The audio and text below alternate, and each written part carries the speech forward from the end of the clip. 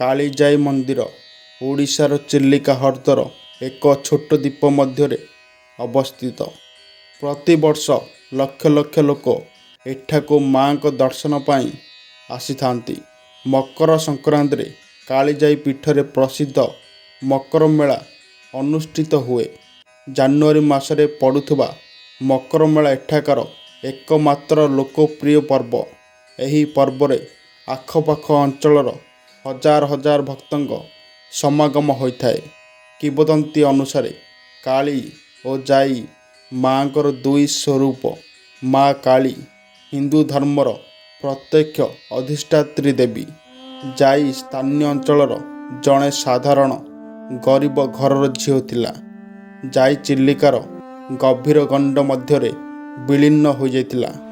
ସେଠାରେ ଅବସ୍ଥିତ ଅନ୍ୟ ଏକ ଦ୍ୱୀପ ପାରିକୁଦକୁ ବିବାହ କରି ନିଜ ପିତାଙ୍କ ସହ ଯାଉଥିବା ବେଳେ ଭୟଙ୍କର ଝଡ଼ର ସମ୍ମୁଖୀନ ହୋଇଥିଲା।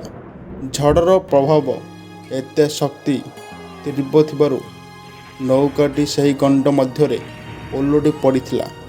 ପରେ ଜାଇର ପିତା ଓ ନାବିକ ଉଭୟ ଜଳରୁ ବାହାରକୁ ଆସି ଜାଇକୁ ଖୋଜିବାକୁ ଲାଗିଲେ, କିନ୍ତୁ କୌଣସି ପତ୍ତା ମିଳିନଥିଲା।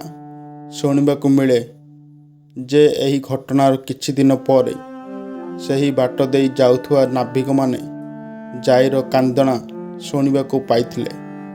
ଧୀରେ ଧୀରେ ତାଙ୍କୁ ମା କାଳୀଙ୍କ ଆଖ୍ୟା ଦେଇ ବିପଦ ସମୟରେ ସ୍ମରଣ କରିବାକୁ ଲାଗିଲେ। ଲକ୍ଷ ଲକ୍ଷ ଲୋକ ଚିଲିକା ହ୍ରଦ ଉପରେ ନିଜର ଜୀବିକା ନିର୍ବାହ ପାଇଁ ନିର୍ଭର କରିଥାନ୍ତି। ମାଛ ଓ ବିଭିନ୍ନ ସାମଗ୍ରୀ ସଂଗ୍ରହ କରିବା ପାଇଁ ପ୍ରତିଦିନ ସେମାନଙ୍କୁ ଚିଲିକାର ଗଭୀର ଗଣ୍ଡ ମଧ୍ୟକୁ ଯିବାକୁ ପଡ଼ିଥାଏ।